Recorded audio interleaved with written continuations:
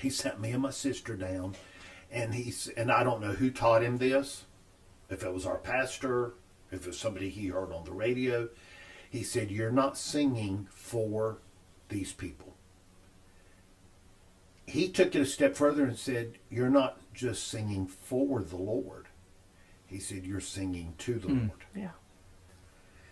If I asked him today who taught him that, he probably wouldn't know.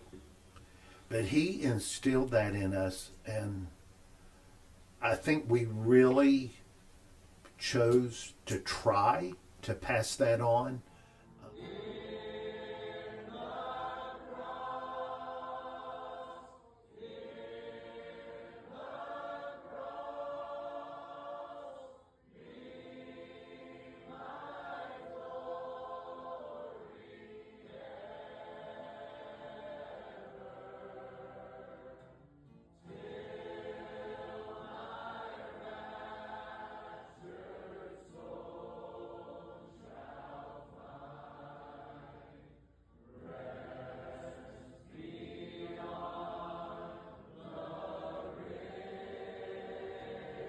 Hello, everyone. This is Pastor Chris Hewett again with you for Hewett Family Podcast, and this is episode number 17. If you will, go ahead and like this and share it and comment. Leave us ideas and questions for maybe future episodes. That's a lot of what we're going off of now. And today is a very special time. I've got my friends, Brother Doug and Sister Chris Raynes, with us today. They are preaching, not they, Miss Chris is not preaching, but Brother Doug is preaching a Family Matters conference for us here at Ridge Road Baptist Church this week. And if you want to, you can go to the Ridge Road Baptist Church Facebook or YouTube channel or the sermon audio channel, and you can get all of these messages online, and I promise they'll be a great blessing to you. And so we're going to get right into it. Brother Doug and Sister Chris, they've been serving Jesus their whole life. Brother Doug said it last night. He was his dad's assistant from 9 years old, I think is what you said on. And so we're going to just pick their brain. And what I love about the Raynes family is they are very big on the family, and they love their children. They have raised godly children, and I'm very thankful. Many of their children, I guess all of y'all's children, are right at my age. Yeah. Is that right, Brother Doug? Yeah, 38 to 31. 38 we have 4. Okay, 38 to 31. So I'm 37, so right in the middle of all of that. And I said last night that Brother Doug was old enough to be my dad, but I don't know that Miss Chris is old enough to be my mom. Oh yes. But we're going to hear from them today, and I want you to glean from them. I want to ask them a few questions. This morning, I text out to our church members, and I asked them if they had any questions for the Raynes. So this is a lot of what we're going after. Miss Raynes, the first one is for you, and I'll give you the question and give you a chance to answer. One of your children said, and I happen to know which one it is, but one of your children said years ago that you were always joyful and pleasant, even when things were going on in your life. Can you share with us about this philosophy and practical tips on mothers keeping a sweet spirit in the home, and how do we? That's a loaded question. How do we foster a sweet spirit in our children?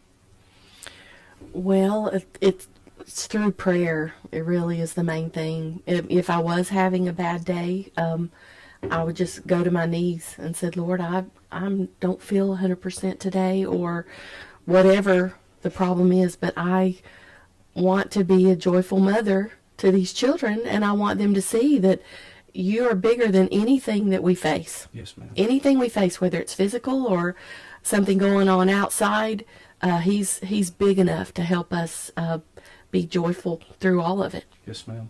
And how did you foster that, just carrying that into the children, or do you think it was just they were feeding off of you? I did. We made it a point when we asked them to do something that they answered cheerfully with yes ma'am, with a smile, because that way I could tell if they resented whatever I had asked them to do, or so we just expected that out of them with a smile. Yes ma'am, with a smile, cheerfully, or yes sir. So maybe that's it. That's it. And that we have the saying, cheerful, immediate obedience. That's good. And That's I think good. I mean, a dog will be obedient even if That's they right. don't like it, but the response reflects the heart. You talked about that last night in the message. Do you have anything you want to add on that, Brother Doug? That's accurate. And I'll say more about this tonight, guiding the house, the keeper at home. I think her influence there was huge. I say it to my church all the time. Our home, very godly parents, but like I said last night, Dad got saved, Mom got right with the Lord a few years after they had started their home. So I was 4.5, my sister was 2.5. So for the next, whatever, 2, 3, 4 years, they would have been baby Christians. Yes, sir. So, I was born into a lost home, then raised by, new converts. And Dad he uses his upbringing regularly. I said all that to say this. At our home, we laughingly say sarcasm was a love language. If I ran into the bumper hitch and broke my shin, bone, it wasn't, oh my, I'm so sorry. It was, I bet you won't do that again. Okay? I think that was that whole generation. Yeah. Her family, it would have been, oh my, let me help you. Let me, So she is to be credited for the sweet spirit our children have, because I would have been, bet you won't do that again. She was the kinder, gentler Yes, sir. soul. And so, I think that's right. I think they're all tough. They've handled Yes, some tough things, but the spirit in the home was very kind, and that's a credit to Yes, her. sir. Yeah, I talk about sometimes the Trinity of the home, how that the Father is the picture of the head. He's the head. He's a picture of God the Father. The mother, she's the heart. She's a picture of Christ. And then the children are the help. They're a picture of the Holy Ghost in the home. And that mother, she literally is, I feel like, the mediator. She's the compassion in the heart of the home, and brings that. And so I love that. I love that answer. The next one, and I'll go to Brother Doug first on this one, so we'll be a little balanced, How can people create a love in their children's heart for ministry? And here was the statement: we've seen children who grew up in the ministry get bitter at church members and even their parents. How do we keep our children from getting bitter? Yeah. So let me preface that with, we don't think we have all the answers. Yeah. Yes, So that's why I want to interview you. I'll probably end up saying it in this interview, but I know I'll say it tonight. A mistake, my greatest regret, as a parent. So that'll probably come up. But ministry, for us, we wanted it to be very natural. It wasn't, we have to go to visitation. We have to go here. We're in ministry, so we have to do this. We wanted it to be very normal. I guess the buzzword today would be organic. Yes, sir. Just happen. Or real. Yeah, Real. yeah. And so let me say that, and we hadn't told 3 people this in ever, but it fits. One year at Christmas, her family was coming in, I feel like late Christmas night or the day after, and we had celebrated with my family the day before. And we had several gift bags left over from either a church or school event. And Christmas morning, we got up, we had breakfast, we probably exchanged some gifts with the children. We loaded up all those bags and went to a nursing home. Oh, yeah. This was pre-social media, so we didn't take any pictures. Well, it doesn't count if you don't. We didn't post it. The kids had an absolute blast. Yes. We didn't say, "Oh, we're sacrificing our time because we care for others." We just did it. Yeah. Yes, sir. And that's really nursing home, church, cleaning. she told an answer Q&A session last week. She said, I told them if they were wiping the windows at church, they were doing it for Jesus. That's right. And we tried to make it just very normal. This isn't the church's grass. This is God's grass. That's right. This is God's front yard. That's wonderful. So whatsoever thou doest, do as unto the Lord. Yeah, as unto the Lord. Yes. And that's how I was raised Yes. after, Mom and Dad got straight and saved. And it was just very... Well, I'll tell this: if my dad goes, before I do, he may live, he may preach my funeral. I'll tell this at his service. If not, a favorite memory of childhood was a Tuesday night. I went to a very tough Christian school after Mom and Dad learned what Christian education was, and had hard work, a lot of homework. So I didn't always go to a visitation on Tuesday night with him, but I was sitting at the dining room table doing my homework. He literally pulled into the driveway on two wheels. He had been to the church, probably was there a year and a half at this point, and had an odd number of men show up. And they paired up, and he said, I'll go get Doug, and he'll be my partner. He literally pulled into the driveway on two wheels, slinging gravel. I need a partner, and I've got these visits to make. He was excited, and we could have just as easily gone to the ice cream parlor. I just saw how excited he was. Yes, sir. About serving the Lord. Yes, sir.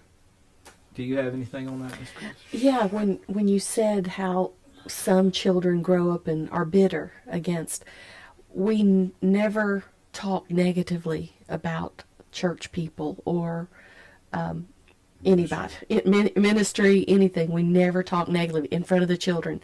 Now, we would talk behind closed doors, just the two of us. If we had a struggle, we would talk, but never in front of the children. And I do hear adults talk negatively about other church members in front of their children, and I think, oh my goodness, you are doing so much harm, because the kids are listening to it and they're getting angry at those churches, and they can't let it flow off their back like water off a duck's back, whereas you'll get over it, but the kids will not get over it. And just one thing after another they hear, and pretty soon they're like, I don't need this. And so I would encourage parents never talk negatively about people you go to church with, or church, any church folks. Yes, ma'am. So I grew up obviously in a pastor's home, and like you said, my dad was a youth he was a youth pastor when I was born. Then he went and he was a youth pastor at the next church, and then he came to here to Ridge Road and was pastor. So literally that's my life. And I hear my generation, because I'm a millennial, I hear my generation often talk about that bitterness, that, it was so hard in the ministry and all that. And I hear them talk about it, and I'm like, what are y'all talking about? What? Good. My dad Good. just did not bring that home. Good. And I'm talking from a kid's standpoint, right? That's right. My dad didn't bring that home. And even Miss Chloe and I, we did a sit down a couple of weeks ago, and there's things I don't bring home to her. That's right. Just because I don't want to put that on. She's not built for it. Good, She don't yeah. have to have everything. But we have a motto: make ministry look like the great. Well, let me back up. Make serving Jesus the greatest thing going, because it really is. Yes, And it is. people, like our children, do not know when life starts and ministry ends, or it just. And it's the funniest thing, and this is, I feel like, not that we've got it all figured out, like you were saying, we don't have all the answers, but this is when my church people hear this, they're going to think, oh no, Brother Hewett doesn't like being here, or his kids don't like being here. This is not it at all. When some Sunday nights, our children will get in the van and they'll say, Dadu, I miss evangelism. And not because they don't like it here. Right. It's just that they loved the ministry. They loved doing the work of God. And I want to keep that, Yes, and so absolutely. I love those answers on that. Miss Chris, I'll go first with you this time. We obviously want to raise our kids in the ministry, doing ministry with us together. Man, we hit a little bit of this, But how do we balance ministry with children so that they don't feel overlooked? And what does that balance look like? I guess that was just our life. We didn't say this is our life and over here this is ministry. Ministry was our life, is our life, and that's just what we do. So he was at the school where our children grew up and went to school. So he was with them all day long. Took them to the ball games, took them to fun things, not ministry related. We would go with them. Per se. Yeah. But we would go with them, and we were just always doing things together. Yes, ma'am. I don't really know how. You got anything on that? And I think some of these other questions will kind of feed into that. Yeah, we read that question and talked about it a little bit. Balance is probably unrealistic. You know what I'm Yes, saying? Because, we had 2 weeks, one winter, one summer, of camp meeting. Oh, yes, sir. Tremendous amount of work. We wanted very much to be great hosts and just went all out. And back in those old days, how many were they running it? Y'all running it? Oh, there were years, 800 to 1,000. That's what I was thinking. Yeah. I was thinking that was the case. Meals. Yes, sir. 3 services a day, and the At Jubilee, just service meal, service, and just a lot of work prepping, then the week, and then recovering, and I don't know why we were so slow about it, but several years into that intense period, we finally just realized that communicating, being, married, like holding hands between the church and the dining hall was unrealistic. Yes, sir. Even if we did see each other, she'd been cleaning dorms and then she'd finish, and always with good help, but leave the dorms and go and, help, in the kitchen or wherever. And, we were like, why don't we just acknowledge that this week is not going to be, sweet communion, Yes, sir. And My wife and I call it camp meeting blues. Yes. just and back kind of with how do you not have resentment about ministry? I think what some people forget is everybody has those weeks. We were talking about football. Yes, sir. Recruiting season. The coach and his staff are not home. No. The wives take it because he's, knocking down 7.8 million a year. It's a lot easier to take it when you're doing it in a Escalade. Yeah, that's right. But I mean, everybody in our church, whatever their line of work is, just has seasons that are very intense. Mm-hmm. It's wrong to gripe and moan about it and blame it on the ministry when everybody else is dealing with it. So I talked to a friend this morning. He's a pastor. He's an accountant. It's tax season. Mm-hmm. He moderated a meeting out of state this week, and he said I almost couldn't do it because of work. He said, but I figured I'd just catch up later. Yes, sir. Everybody's juggling. Yes, sir. It's wrong of Bible believers to blame it on, quote, ministry when everybody else is dealing with the same Yes, thing. sir. And I think it's a tool of the enemy. Yes, sir. That's exactly to right. get in my mind, to affect our marriage, to hurt our children. No, everybody's dealing with it. Yes, sir. Mm-hmm. If you're a pro hunter and you get your hunts videoed and all that, there's a season of the year, family life, struggles. Like she said, we get to do a lot of things with the family. Yes, sir. And they're not all door knocking and street preaching.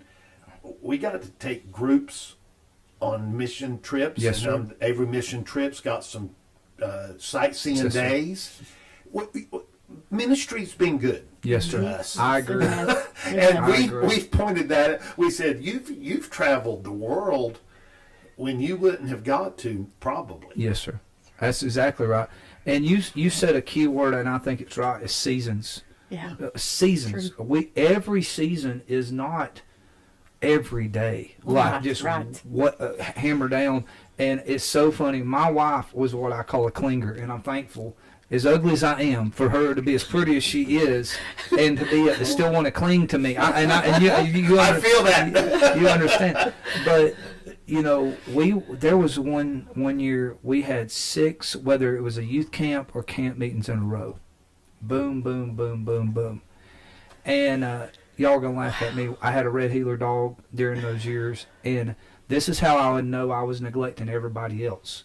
My dog never chewed on anything unless he felt neglected. And after that 6 weeks, I walk in one day and he had a pair of my sunglasses and one of my favorite shoes. He had chewed them up just enough, not the way they weren't usable anymore, but I knew. And he put them in the middle of the floor, and he was laying beside them when I came in. Wow. And I told my wife, I said, we need to get away. I said, we went too hard. And I know that is such a silly metric, but if I've neglected my dog that bad, I've probably neglected everybody else. True. And I had to start saying no. Yeah. And then you said this too about the enemy getting in our head. A truck driver is gone. A soldier is gone. I tell my wife this. I literally mapped it out one time. When we were in evangelism, I put all the hours of the day that we were together in a year. And then, I do missions trips and stuff, and they don't always get to go with me, but now that the children are older, they get to go and do a lot of exciting stuff. And I said, the average man, and then I just did a 40-hour work week and compared it. I said, it is no comparison. In the ministry, we get to do so much more together. True. It's just tough. And the enemy will get in your mind. And absence does make the heart grow fonder. It does. Yeah. I think biblically, we can see that men went to war. Men went to the field. That absence built a stronger bond. And so I think, and I also think these people that hate religion and hate Christianity, or they hate biblical Christianity, now they've come out about it, they want to have something to blame, and often they blame ministry so they can be the victim. I think that is just the truth. Agree. Are y'all good on that answer? Mm-hmm. Okay. Next one. You mentioned, and so Brother Doug again is preaching for us, and you need to go back and listen to the family conference. You can go to ridgeroadbaptistchurch.com, go to Facebook, the Ridge Road Baptist Church on Facebook. You can go to the Ridge Road Baptist pulpit on sermon audio, all those places. He preached last night towards men about keeping our heart. And but you said in there about, obviously we know we have not won a war since World War II because mom has been out of the home. And I believe the free love revolution that your generation saw a lot of, the results of that. People don't know this, but Marxism is family eccentric. So the idea of Marxism is you separate the family and the government becomes what you cling to. Anyways, I could get into all that. I'm sorry.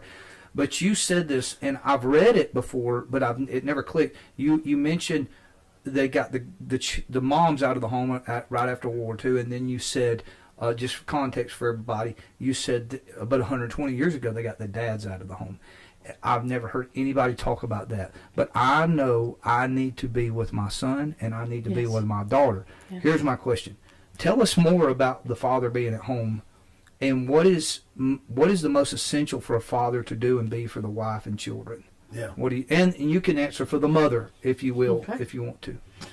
Yeah, and I firmly believe what I said, and I have used that before in Sunday school settings, church, the church where I pastor. I don't know that I've ever said it away from our church. We can't turn back the clock. No, sir. For context, I said, if your last name is Ferrier, that means that 200 years ago, your people were farriers. Or Smith. They were blacksmiths. Smith, Yeah, true. Millers. Bakers, millers. They owned a mill. Yes, sir. Yeah, and the family, that was the family business. Mm-hmm. And again, I'm not saying, that we did a lot as a family, but I don't have a trade that we did as a family, and I passed sir. on to the children, and they're Because we don't live in that culture anymore. I understand Yes, that, sir. and if God's word proves anything, times changed from Genesis to 70 AD or 90 AD, when the last Yes, sir. New Testament book was written. Those were different Yes, sir. cultures. Truth applies to all of them. But the point stands, the devil has been dividing the home since there was a home. And the more we can do together, hobbies, you talked about it at lunch, a home-based business Yes, sir. that you do together. We laugh as a family at how many businesses we had. I mean, and again, back to what I said earlier, we don't think we have all the answers. No. If you want to have a podcast on mistakes, we'll sign us up. We'll air them. But we installed ceramic tile. She literally went to Lowe's, took a do-it-yourself class on this, and she said, "Hey, y'all, we can do this." How about that? That was before YouTube.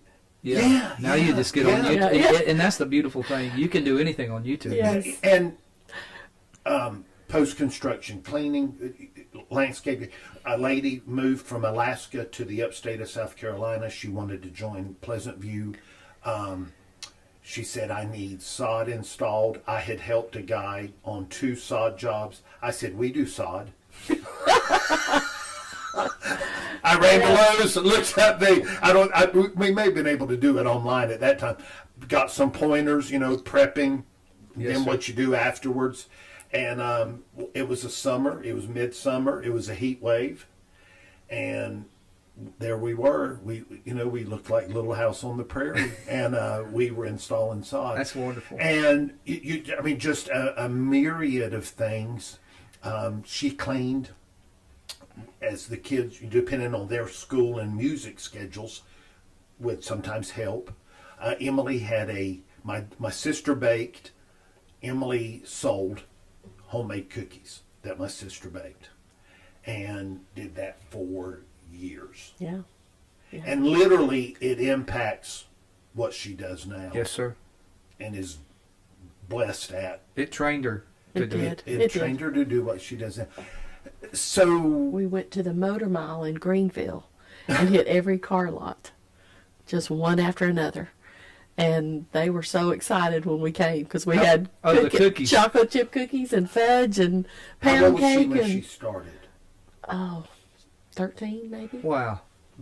By Well. 16, 15, 16, managers were offering her jobs. How about that?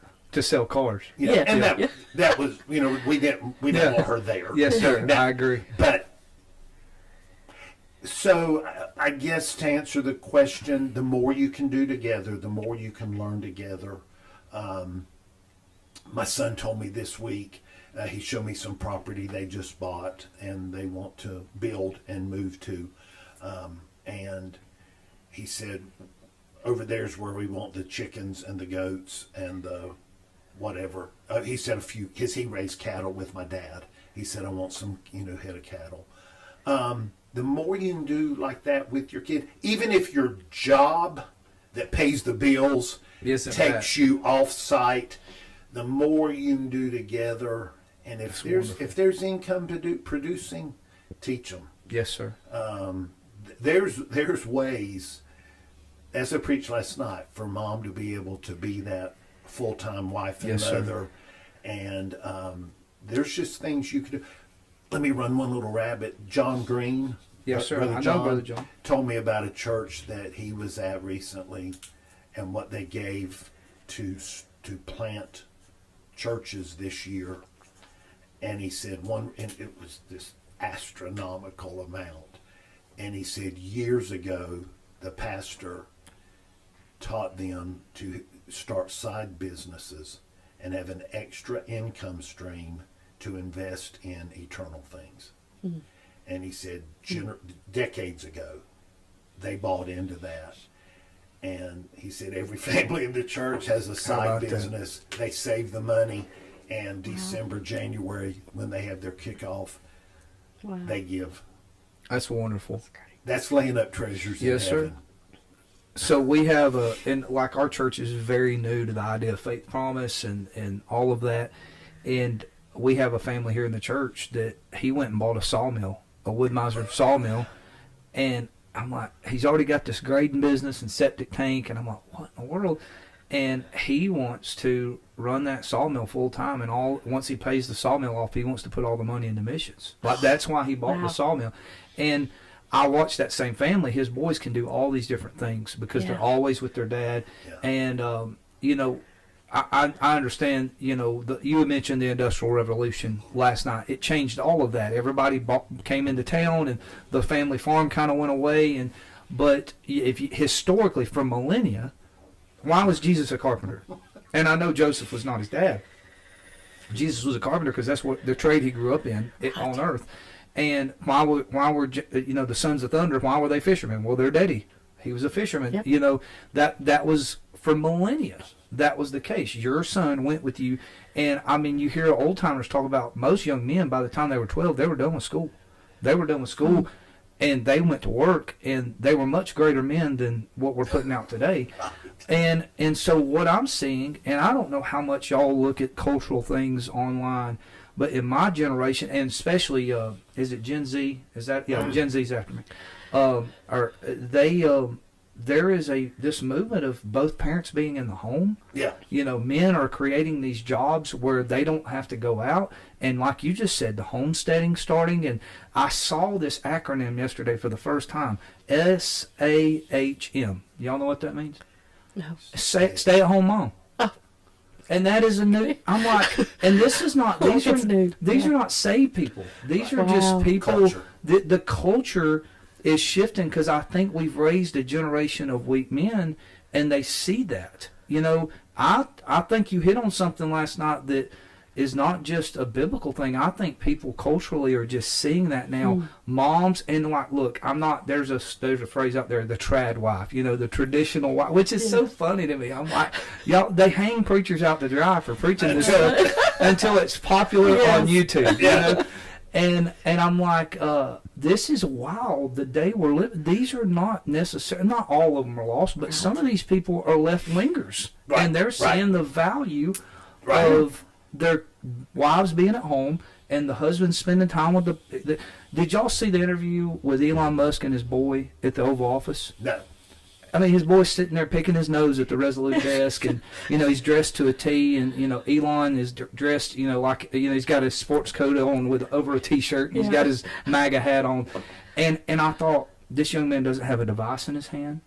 And he's literally at work with Dad. It just it happens to be the Oval Office. That's right. But I'm like, there's a shift going on. Yeah. You know, there is a shift, and I'm glad you preached that because I'm trying to promote that, and I think we need to look at ways of getting out of working for everybody else and being able to provide for a family, obviously, but teaching our children, being there, and I love that. I feel like we got a good. Do you want to say anything, Miss Chris? I'm good. I love that question. The tips on teaching our children to sing and worship the Lord in song. No offense, Brother Doug, but I'm giving this to Miss Chris before because I've heard some other conversations about this. Oh, wow. Well, we just sang all the time at home. I would have BBN on, and they had the children's Bible hour on Saturday mornings where the kids Uncle Charlie. Uncle Charlie, yes. And we had that on every Saturday morning. They listened to Patch the Pirate and heard those songs, and we were just always singing. And I always bought, from Majesty Music, I would buy all the Patch the Pirate things. We'd give them to them at Christmas. And we'd learn those songs, and we'd sing them in the van going down the road.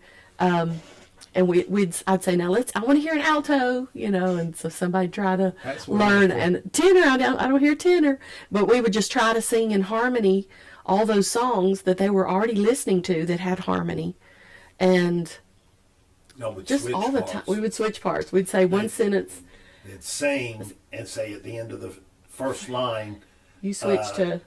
the alto moves up, the soprano moves to tenor, and everybody would switch.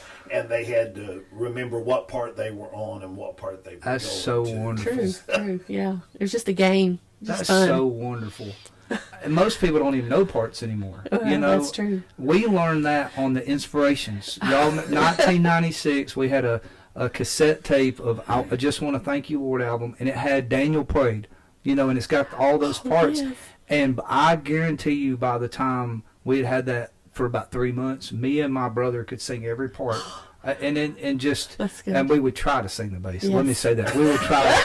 we would try to sing the bass, but y'all's family is not just a blessing singing, but like Miss Natalie's music, writing the music, and I know when you're living in it, may not see it, but like with Miss Natalie and y'all's family, Brother Leonard Fletcher, Brother Stacy Piercy, Brother Mark Wheeler, our movement does not have to go look for music somewhere else, and that is such a huge blessing. True. And I think it attributes to y'all pouring into them. Brother Doug, do you have anything you want to add on that? The music. So, despite Dad's bad background, which I alluded to Yes, sir. last night, he grew up loving music. One of his older brothers sang in a quartet. Okay.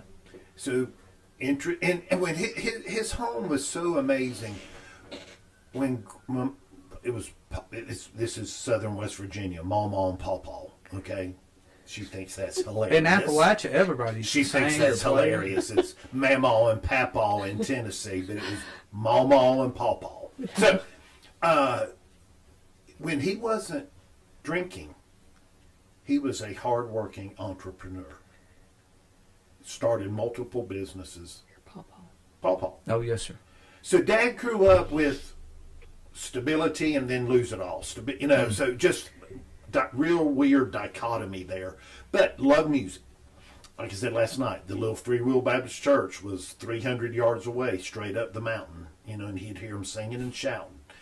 And so when he got saved and the Lord called him to preach, he started a nursing home ministry. He sent me and my sister down, and I don't know who taught him this, if it was our pastor, if it was somebody he heard on the radio. He said, "You're not singing for these people." He took it a step further and said, "You're not just singing for the Lord." He said, "You're singing to the Lord." Yeah. If I asked him today who taught him that, he probably wouldn't know. But he instilled that in us, and I think we really chose to try to pass that on. We want to do our best. We want it to be accurate musically. God's children, if somebody does a welding job, you want it to be correct. You want Yes, it to sir. hold. Well, we think our music should be to the best of our ability. Not that we sit in a worship service No, and sir. critique I each agree. other, but in our preparation, we prepare. And I think Dad just instilled that in us. You're singing to the Lord. So good. It's worship to the Lord, and we tried to pass that on. That's so good. I love that, the singing to the Lord. And I think it encapsulates we're worshipers, not entertainers. Right, We were talking about the Henderson ladies at Yeah. lunch. right. Those ladies had the pipes, right? But they would get up, they no tracks, no music accompaniment. They wouldn't even stand in front of a microphone, but the power of God would, and they practiced it. That was just their style, Right, right. And it again, everybody's going to have a different style, but you ought to be the best at whatever you're putting out. Absolutely. And y'all convict me about that. Y'all convict me. But I tell my children, because we were very sports oriented Of course, we were in the ministry, but we all played basketball and football. And I know I don't look like a basketball or a football player, but that's what we did. And then rodeo became a big part of our life when we got in high school. But music was a hobby. It was not driven, like we never took lessons, as you can tell by my playing and singing and whatever. It was all, we just kind of learned it accidentally, and it was just around. Like you're talking about West Virginia, I'm sure everybody up there where your dad grew up was playing something, or, Friday night, everybody sit around and pick. That's what we grew up with, and so we caught stuff, but there was no drive to be our best at any one thing. And I'm trying with our children, I sit them down often. I'm like, look, I know you probably get aggravated. I've heard you talk about this, Chris, about the sitting down with them at the lessons, Yes. Making, was it 30 minutes a day? It was an hour. An hour, my goodness, an hour a day. And it's the proof's in the pudding. But I tell my children a lot, I'm like, look, we're not riding you. We're not mad at you. No. But you don't need to just be mediocre, Yeah. especially when it's for God. Yeah. Right, especially when it's for God. So do you have anything you want to add to that, Ms. Chris? I guess thinking about the words as you're singing them will, to me, you can't help but worship. Yes, when ma'am. you think about those words. I mean, if your mind is 1,000 miles away and you're just singing through the hymn, you're not going to worship. But if you will focus on every word you say, every line, just think about it. You can't help. A tear's going to run down your face, or your hand's going to go up. Some sort of worship is going to take place if you think about Or the in words. Brother Doug's case, you're going to throw your coat around. I love that. I love that. I love it. And that I love it. Let's go on to this next one. Water, and y'all have been around church your whole lives, and in ministry, serving Jesus. Y'all have seen a lot of young people, a lot of young families, a lot of ministers, preachers, so on and so forth. What are some warning signs to look for in children who may be straying away from God? And I don't know who wants to go first on that. Yeah. We did read that question on the way over here. That's a tough one. As a pastor, Dad used to say, some of you have that far away look in your eye. Yes, sir. Mm-hmm. We three know what that means. Yes, sir. It's not spooky. No. It's not. There's no No. sensationalism with that. No. I think it's easy to misread people. That being said, if you're a pastor, if you're a pastor's wife, if you're a Sunday school teacher, if you're a youth leader, and you're walking with God, and you have a prayer life, the Holy Spirit will guide you and Yes, sir. burden you Yes. and Yes. those sort of things. Brother, I guess I would just say trying to be as sensitive as possible to the Holy Spirit. Yes, sir. We talked about it again on the way over here. Sometimes things they'll say, even questions they'll ask, will kind of give you a look into their heart. Mm-hmm. I'm 62. I would say to younger parents, be careful that you don't overreact There you go. Yes, to sir. questions and struggles. I may say this tonight. I'm glad in our Bible-believing churches we seem to have got past the era when it was looked down upon to admit you were struggling. Yes, sir. Now, It I never hope- needs to come back either, in my opinion. Yeah. Never needs. exactly. And I hope we haven't traded that for everybody wanting to wear a banner or a sash. I'm struggling with, you Yeah. know. As your goal to struggle. Yeah. But that's another message. If our kids can't tell us they have questions, they're going to talk to somebody. That's exactly right. And if you as a pastor, if I as a pastor, if Chris as a pastor's wife would sit down with anybody in the church, you talked last night about accountability. Yes, sir. We would love to think we've raised ours and that you're raising yours to not need that. That's not realistic. No, sir. King James Bible, separation, good music, good preachers, etc., etc., etc.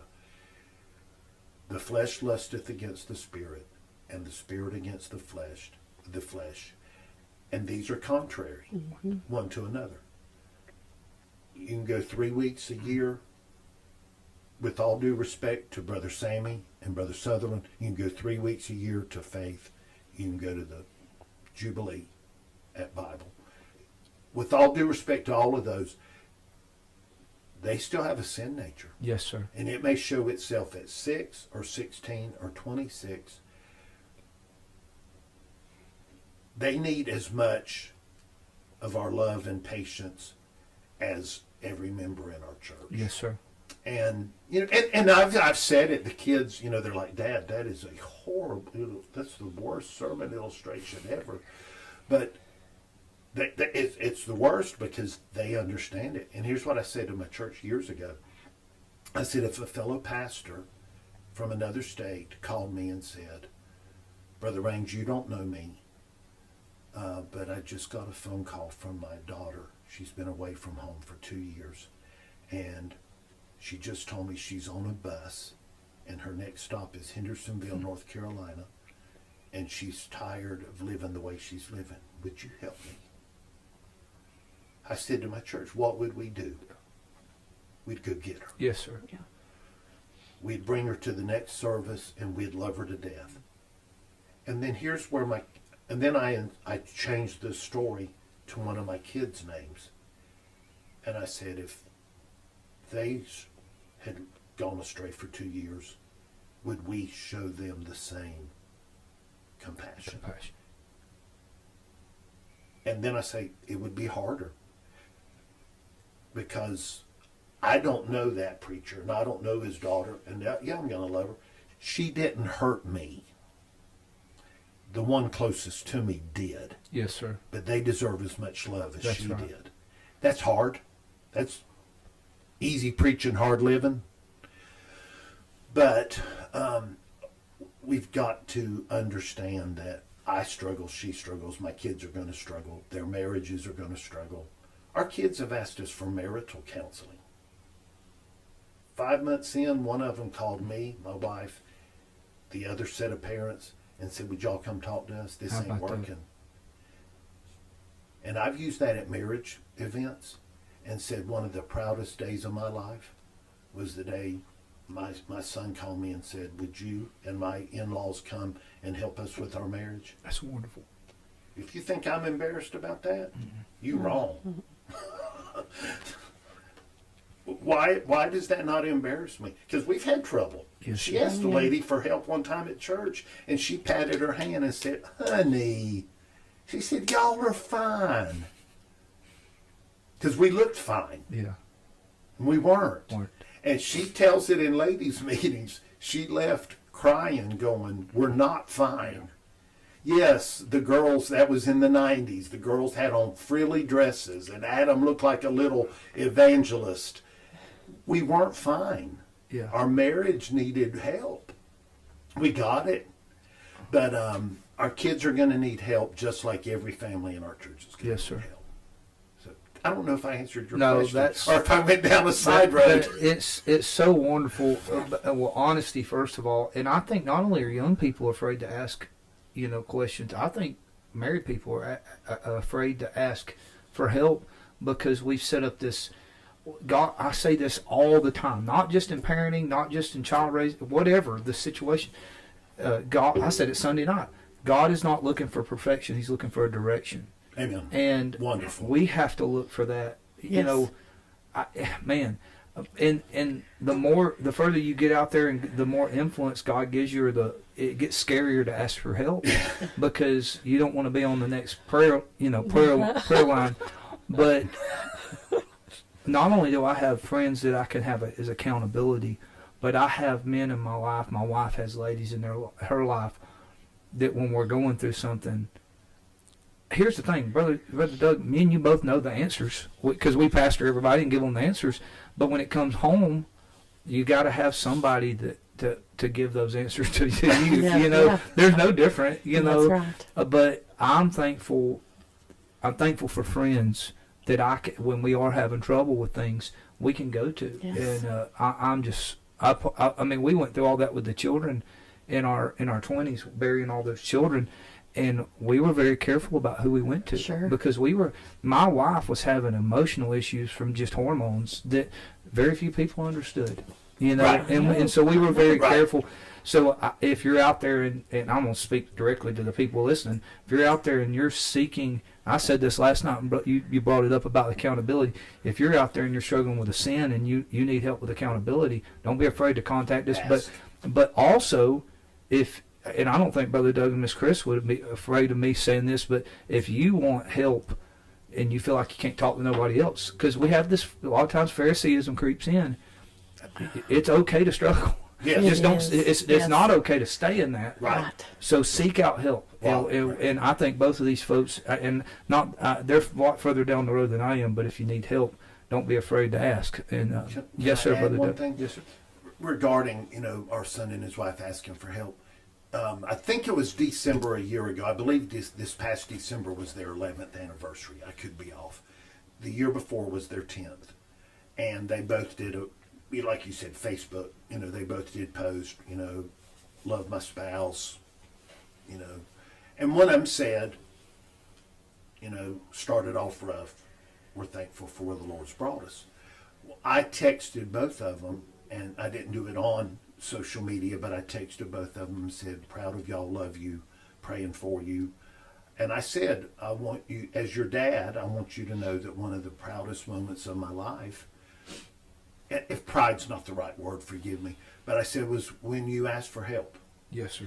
And my daughter-in-law was the first to respond, and she said, we're forever grateful that y'all were there. And they've both told me. I said one time, I've used y'all's story in very generic terms with others. And both of them said, if you can help somebody, help them. Yes, sir. Tell it. Share Yes, it. sir. But brother, 6 of us sat in that room. We cried. We laughed. Her daddy looked at her and said, are you submissive? And I looked at my son and said, do you love her the way Christ loved the church? I mean, we're both preachers. Yes, sir. There was a whole lot more that was said, but, we sat there for, the 6 of us, cried, prayed. And this is no lie. In the podcast, people won't appreciate it as much as you will. We got up and went to Waffle House. The 6 of us. Good. But, Go watch last night's message if you want to get if that. you need help, ask for it. Yes, sir. Yes, sir. Something I've seen too, and you and I had this discussion because of what you preached last night, but there's so many young men and adult men dealing with pornography Yes. and struggling with it. And you said the far off look in their eye. I went away for a year and a half and ran from God. I know what it's like to look in the mirror, and I'm not being sensational, but I know what it's like to look in the mirror and be absolutely miserable, knowing Jesus, being rebellious. But I look at young men now, and there is a stigma if you're in that life, if you're deep into that stuff. There's a look that these young men have. There is an aggravation that they have just having human contact with real people and not being able to dive into their vice. And I really do see that. And just for parents out there, you'd be better off giving your children a rattlesnake to go to bed with than you would for this phone. But there are some key markers. Their personality will be shifted by sin. It just so I wanted to say that before we move on. Well, number 7 here. How do we help children transition into adulthood? And I think this starts when you're 4. But but what should parenting and the parent-child relationship look like at this stage? And you've pastored some of your children, so I think that's even a little bit more insight. Do you want to go first, Miss Chris? Well, I one thing I do remember is when they would ask me things when I wanted them to start thinking independently. We raised them to be independent of us. I didn't want them to be dependent on us. And I remember saying, well, what do you think about that? What do you think would be the best thing? And they would have to start thinking, what would I, I don't even remember the age that was, but I remember them asking me, what would you do? Or what I'd say, well, what do you think would be the best thing? I don't remember the age. But. Yeah. Let me give a brief answer, and if you want us to elaborate, Yes, we sir. will. That's fine. Our goal was to raise them to be independent. And truthfully, they can all manage without us. I've wondered, did we do too good of a job on that? And that's a joke. I didn't want them to need. Now, they've called and said, hey, we're facing this. Do you have some advice? Do you have counsel? But I didn't want to raise needy kids, and I want to see if I can give this in generic enough terms that nobody could ever know. I have an acquaintance, and the mother takes the 25 and year older son to his doctor's appointments. Maybe there's something I don't know. Yes, sir. But there is an issue. When I was 16 and had my license, I had a dermatologist appointment, and it was typically 2:00, on a weekday, and I would drive from school to the appointment and back to fit my last class. I don't understand wanting my kid, needing the fulfillment in my own life of they can't function without me. That was just never a goal of ours. That's a good answer. That's a good answer. I think we live in a day where, I'm trying to say this nicely, some young men need to break off the apron strings. Yeah, and I think that goes back to part of that daddy's being around all the time. I think if dad was around and there was a male, we have raised an effeminate generation even in our independent Baptist churches. Yeah. And I think with daddy being around, it negates a lot of that. Independence is created by the dad. I feel like Yeah, because mom's a nurturer. Yes, sir. Yes, sir. Naturally. Was it John Quincy Adams? His dad was John Adams, the second president. John Quincy was sixth or seventh. If I'm mixing up the families, forgive me. Our ambassador to Russia at age 14. Wow. I did not know that. I'll fact check myself, and we can come back and edit this. We had an ambassador to Russia. I'm pretty sure it was the president's son. I'm pretty sure it was the Adams, quote, the Adams family. Okay. 14, our ambassador to Russia. I'm sure somebody's got some horror story of him, in Moscow doing some, but I mean, honestly, all I've ever read was he was our ambassador to Russia. That's wild. We're not raising men that. No, anymore. We're not. And that's something I'm pushing. I want to push as a pastor. Let's raise men. Let and we got a 17-year-old young man in our church, and I'm not against working at Chick-fil-A. I worked at Chick-fil-A for 2 years, but he kind of got fed up working at Chick-fil-A, and at 16 he said, hey, would you give me some ideas on starting my lawn care business? And I said, yeah. And so he borrowed his daddy's lawnmower and weed eater. And at 17 started his own lawn care business, and now he's independent at 17, doing all of this, and it's creating he's stepping up. And that's, I think, giving young men an opportunity to step up. I want to bounce off this question because I have a question I just thought of. As a parent, when it's time for them to leave out, I see a lot of parents grasp at straws, get emotional. A lot of times it's the mom, and a lot of times that leaving out to go into marriage part actually severs a relationship with the family that's never repaired, or it takes years. So that's the first thing. And then the next thing is you've pastored your family. You pastored your children. How do you cut pastor off and dad on, and vice versa? Yeah. So however, maybe you could handle the marriage, handling that marriage part, and then you, if you want to, the ministry part. Well, I knew it was going to be different from then on out. And I would go to really my prayer closet and pour my heart out to the Lord. And then just think, you know what? I can call them for supper and have them anytime I want to. They can come over and just think positive. Don't let yourself think negative. Oh goodness, they're leaving and they'll never go. You know, just don't go there. She's very pragmatic. Yes, sir.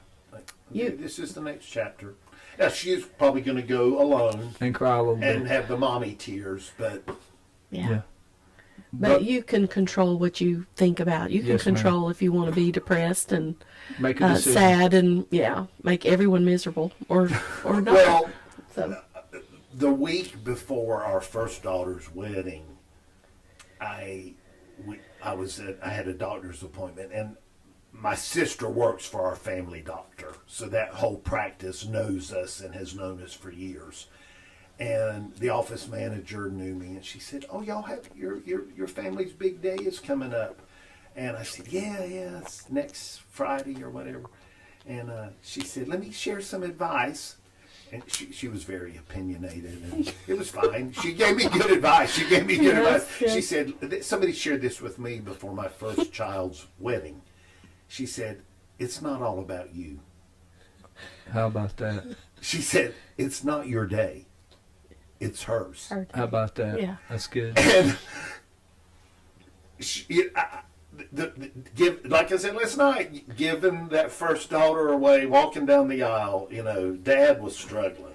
Okay, that just very cut and dried. It's not all about you. That's good I was advice. So as the day got closer, especially when Stacy and I went in that room and prayed, and then stepped out, and they started the march. And I just said, "It's not all about you. It's not all about you. This is her day." So, before we move on from that, two things. Brother Gravely and Miss Nolita, I think because I got to watch them marry Noel and Celeste off. Yes. And I had never seen anybody handle it so good. Like, I've gotten reports like young people calling me and my wife saying, "My mama threw all my clothes out in the yard the day before my wedding," And to watch Brother Gravely and Miss Nolita, it was just not that I know they had emotion. Sure. But like, they married Noel and Celeste off within a year of each other. And then they went on a 2-week vacation. And so they handled that great. so well. And you're talking about not your day. And I think I'm always thinking ahead, because a lot of my friends, like Brother Mark Wheeler, he's one of my best friends. I've watched him raise his children. Brother Tim Giddens. Yes. I've been there because they're older than me. I've gotten to watch Brother Stacy Piercy. I've watched them through that time of life, and it's helped me to pay attention to stuff. And having said that, my little girl, as y'all know, is infatuated with Winnie the Pooh. And it scares me that day's coming to an end. Soon. She'll be 10 next week. But she had a little figurine on a birthday cake. It was a Pooh Bear, and she gave it to me years ago. So anytime I go overseas, I take pictures. Anywhere they're not going, I take that Pooh with me and take pictures. And of course, it's wore out because of my pocket. Of course, yeah. And I take these pictures with it, and I send them back to her. And my desire, and you was talking about going back there with Miss Stacy, my desire is when I go back, I want to put that in her hand that day. And I'm struggling not to cry right now. I'm not wanting her to marry off, tomorrow. But obviously, I just want to lay I'm trying my hardest to soak it in. And watching y'all, watching my other friends, watching Brother Gravely, Miss Nolita, it has helped me to be sober in this time. Good. And I'm trying. That didn't have nothing to do with the price of oil in China. You talking about her day. I want it to be special for her, and I'm trying to lay that foundation so I can give that to her and it be special to her when that's our connection. So, pastoring your children. Yeah. Again, back to the ministry question. I've tried to just let that be real, just organic again. I am, there have been, their pastor, but I'm always their daddy. Try not to make it two worlds. Yes, sir. I really, any answer I would have for that would go back to the one about ministry. Just, I think sometimes you have to juggle because I know this from being Dad's son in the ministry and member of the church, and now mine. As the kid role, the heart of the pastor. You know what he likes done, what he doesn't like done, how he likes it done. And as a pastor's kid, if your heart's in the ministry, you try to step in and do those things. That's not always super well received by others. Yes, sir. That can cause some misunderstanding and some tension, and which is human nature. Yes, you have to work through that. I dealt with it. I've seen the kids, and in reality, it's not so much, well, I'm the preacher's kid, so I can do what I want, as much as, I know how the preacher wants it. I know how he would like this handled. Yes, sir. I guess that's been the biggest struggle of it. Pastoring them, I think by the time they get to an age to be pastored, it's way back to the other question about the heart. Yes, sir. Are they just a pew sitter? Yes, sir. Or is their heart in the things of the Lord? That's good. That's good. You got anything on that, Miss Chris? Nope. I guess you've never pastored your kids. No, so. never have. So I'll go through this one because we've already talked about the heart, but how does a parent win their child's heart so that they will trust your advice? And when is it, especially when it's coming time to choose a spouse or other important decisions? And I know we've covered a little bit on the heart, but how do you win that heart of the child? That they can safely, I think the Bible talks about safely trust in you. How do you win that heart? And Brother Doug, you want to take that one? Well, we talked about that one on the way. And again, the verse I used last night said, the heart of her husband that safely trusts in her, which I think is what that question means. But you had an interesting point about that question. Well, I don't know so much that I worried about having their heart. I wanted God to have their heart. That's good. I that's really the most important thing. And as they're following God, I'm following God. In a marriage, in a family, you're all just getting closer together, and you just prove yourself to follow God, and they trust that. And That's wonderful. Yeah. That's wonderful. I like that so much. It's not complex. Nobody wants our children to turn out for God more than God does. Right. So we can trust Him with Yeah, it. we can. Brother Chris Simpson told me that. I got to give him credit. He said nobody wants our children to turn out for God like God does. That's so right. we can trust Him with it. Yeah. Mm-hmm. Miss Raynes, this question is for you, and I know it came from mommies. They all liked it. You can like it. Yeah. They were all liking this question. What did your daily routine look like when you were raising your young children? And do you have any tips on making the days go as smoothly as possible outside of prayer and fasting and stuff like that? True. Well, first thing, I said, get your room cleaned up. Breakfast is almost ready.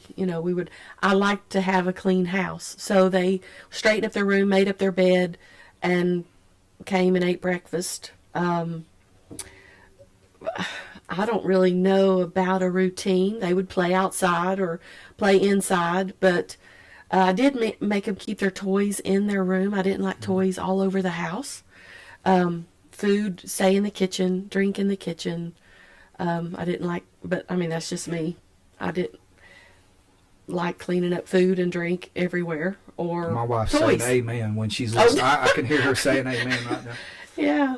So I don't know so much of a routine. It seemed like it kind of was when they got things, chores done that they had, small, according to their age, they could play outside or inside or whatever. Y'all were predominantly Christian school though as well. We were. So like our generation has drastically switched over True. to homeschool.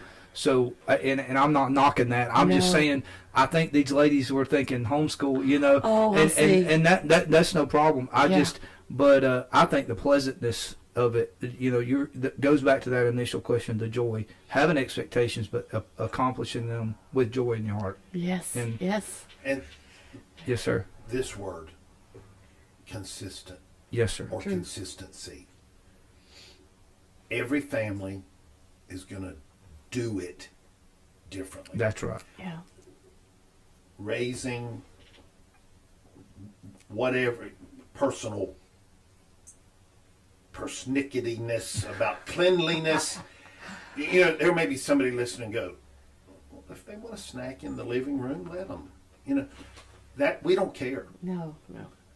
But whatever your rules are, Dad's rule, you didn't run in the house. Yeah.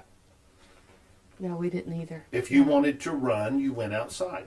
And I don't know. I don't think I know 5 families that's a rule. Yeah, we live in a camper, so our kitchen, living room, dining room, and washroom is all the same rooms. So Right, they're gonna have to eat that's snacks different. somewhere. But I know what you mean. Whatever your thing is, Be consistent. be consistent. A morning routine, make your bed, whatever. And homeschooling's a challenge. Christian school was a challenge. That's right. Whatever your rules are, be consistent. That is just huge. Like, we didn't argue about,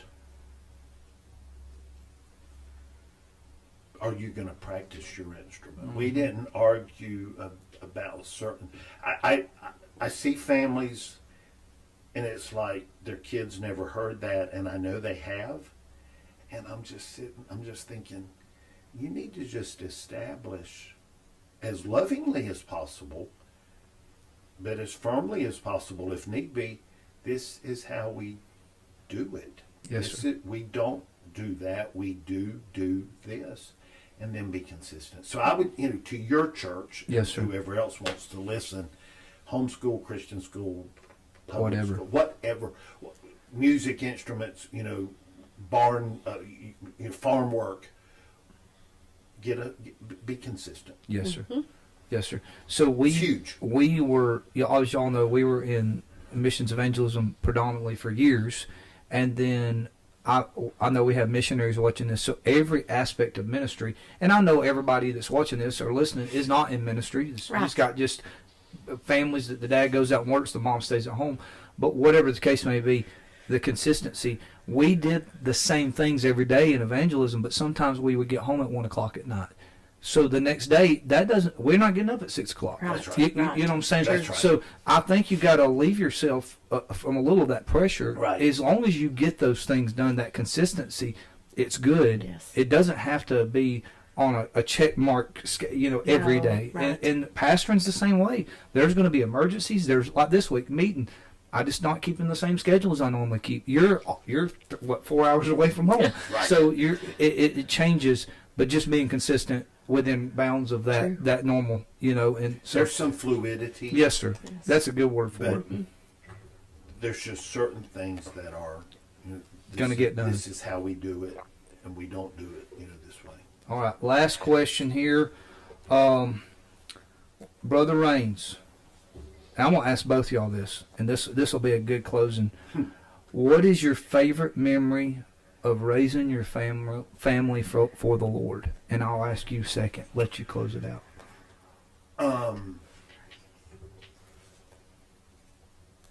Seeing God become real to them. And for me, it would be in 2 areas.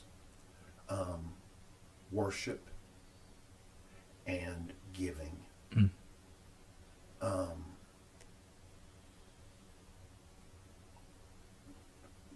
Them responding to the presence of God.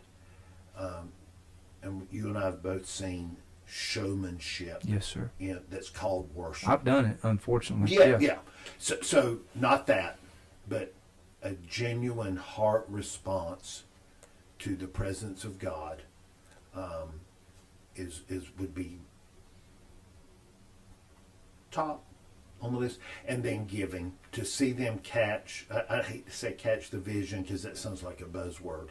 To see them catch the burden of and the blessing of giving. And I know, missions is Yes, sir. deep in your heart. And yes, when they're children and they want to, their allowance or their birthday money. But they're older, they're making their own money. Yeah, when that little childlike heart is touched, that's wonderful. Yes, sir. But when they're, a teenager, and they could be buying tickets to Dollywood or True. a fishing trip or Yes, sir. whatever, and they invested in something eternal. Yes, sir. We left a service one night. I wish I could estimate the age. Adam was doing tree work. We left. We were almost to the car, and he ran back in and came back to the car. And I said, "What'd you do?" I might have even told him later. I might have even asked him later privately. Or did I ask him in front of y'all? Remember. I thought he went in to see a girl. Get a number, give his number to somebody. He was at that age where, every girl he saw, He was in going love. to marry. Yeah. And he said, the Lord told me to give that missionary an offering. Wow. And all four of them have told us, very appropriately so, things the Lord has told them to do financially. Yes, sir. And that's unreal. That's wonderful. That is unreal. That on the chart of victories and favorite memories, that's unreal. That's wonderful. Sister Chris, you got any? Oh, wow. I can't think of anything specific. I just enjoy doing things together with them. I mean, we cleaned the church for 25 years, and I enjoyed that very much. Enjoyed it just as much as getting to sing with them together. And I love them finding joy in the little things that, you don't get a pat on the back, as well as the things that are a blessing to people. So Yes, ma'am. I just love seeing them serve the Lord with joy, no matter how small or how big. I love both your answers because y'all are, as a family, I mean, not all the family anymore because everybody's grown and different things, but all your family, y'all get to be on the platform. A good chunk of your family, y'all get to be on the platform together, and both of your answers were private things. And I love that, and Christianity's not the platform. No. It's go ahead, brother. So we left that meeting in Ohio last week. We were driving home, and Natalie said, "Do y'all know the story of the lady who won the big giant heart of candy?" Or she said, "Do y'all know her story?" And the three of us said no. So she told us, and their children are grown, and over the last couple of years they took in 5 children. Wow. Some special needs. Adopted. Yeah. And she told us their story. Well, it fell eerily silent in the truck. And I'm driving, and Josh goes, "Huh." And we think we're special because we sing. How about that? We sing. No, Yeah. He said, "That's special." that's special. He Yes, said, it is. This, it's Yeah. not the platform. Yes, sir. It's not. That's exactly We're right. thankful. We're thankful for those opportunities. Absolutely. I wanted a family that Absolutely. sang and played instruments because when I was 12 years old, my home church in Tampa, our camp meeting, Yes, sir. a family with 7 kids, mom, dad, and the 7, they were stair steps. They sang and all played their little instruments. Yes, sir. And at whatever age, 12 or 13, I said, I want that one. Yes, day. sir. I do too. So I do too. I'm thankful Yes, sir. that God lets us do that, but I say amen to what my son-in-law said. That's special. Yes, sir. Those people who are, nobody knows about them. That's right. They're the hands and feet of Jesus. Yes, sir. Brother Sammy would say, we'll have to get one of them there telescopes to see them at the judgment seat of Christ. That's what Brother Sammy would have said to that story. And I'll close with this, and I'm not trying to flatter the Raynes. They're not looking for that. But musical families can be one of the most dangerous things in our movement. Mm. They get the big head, or they start cutting corners to go and get bigger crowds, bigger name, bigger all that. And I think what y'all just said about it not being about the platform and that being your heart, obviously your children have caught that. I think that's why there might be something special. Obviously God's something special about all of us, but there is something special about y'all's family, and I appreciate it. And I really do. That's why I wanted to have y'all on. So thank you. Thank y'all for being on here today. And we appreciate y'all. And listen, if you are watching this, you like it, you're listening, like it, share it, comment, and I'll put Brother Raynes, if you allow me, your email in here, just in case anybody needs to just reach out to you. Sure. I'll put it in the description, and we hope you'll listen in, tune in, and get this out. We want as many as people can to get a blessing out of it. God bless you, and have a good day.